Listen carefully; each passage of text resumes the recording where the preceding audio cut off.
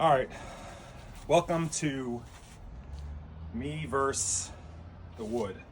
What we're gonna do today is show you how to chop wood properly. I've watched a lot of videos on YouTube, and luckily for you, I've compiled a whole bunch of them into this one. So I'm gonna give you the tips that I've learned, and hopefully by the end of this video, you can chop wood yourself.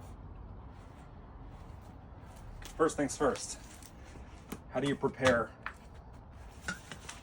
your maul? Usually you want at least an 8-pound maul. You want it to be nice and sharp here.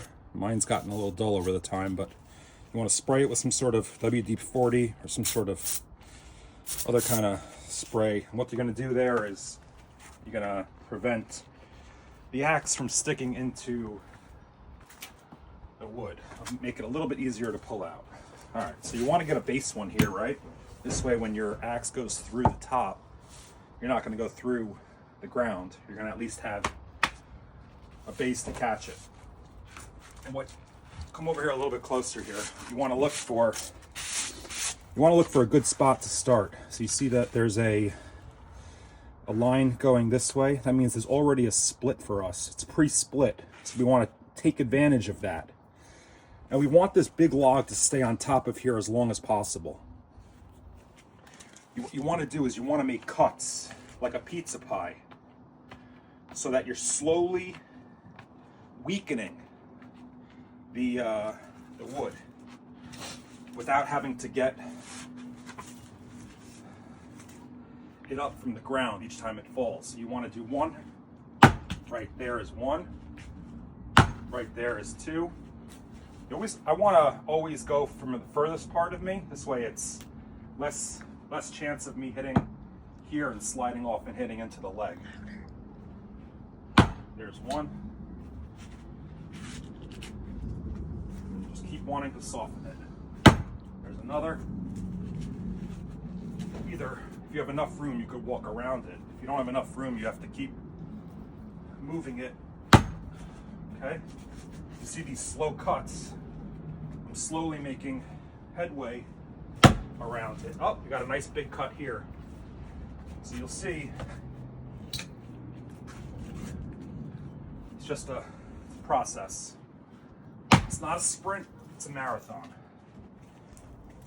Now, sometimes your blade's going to get a little caught here, especially when the wood is fresh and wet. So what I suggest is taking another piece of wood that you chopped previously and using that instead of your hand and wrist. Why hurt yourself, right? Use that almost like a hammer. So keep going here.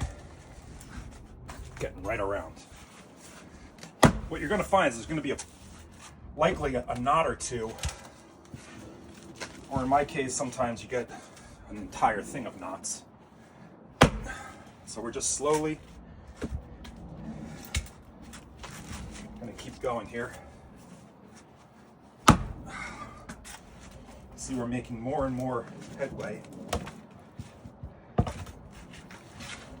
Now we're going to try to get through this thing if we can. How many times is it going to take? Some say a couple will do it.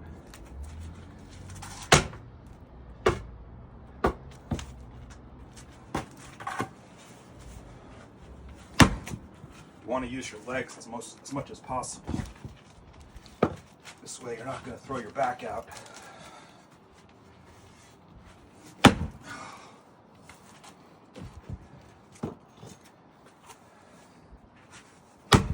Okay, now I'm starting to see a nice big crack here.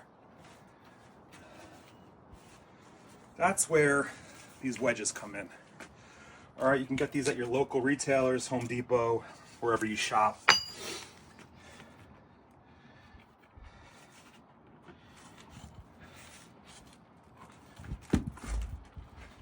You're going to want to just pound them in.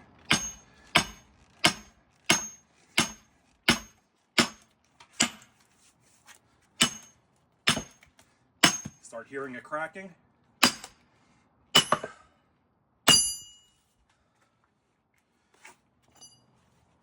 Getting pretty close here.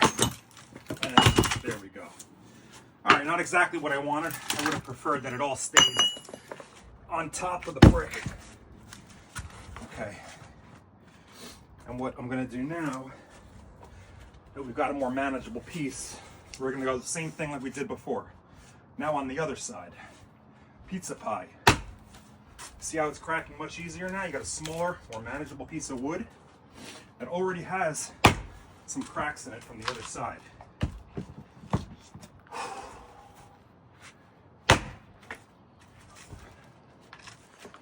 Now you could buy firewood, or you can make your own. Yeah. Here we go. Getting closer here. I can feel it. And there we go. That's what we were looking for, right? You just keep going. And a big one.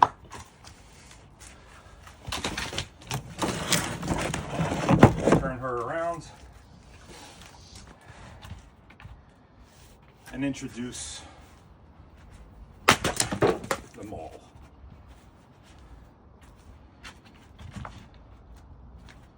Here we go. Oh, come on, let's go one more time.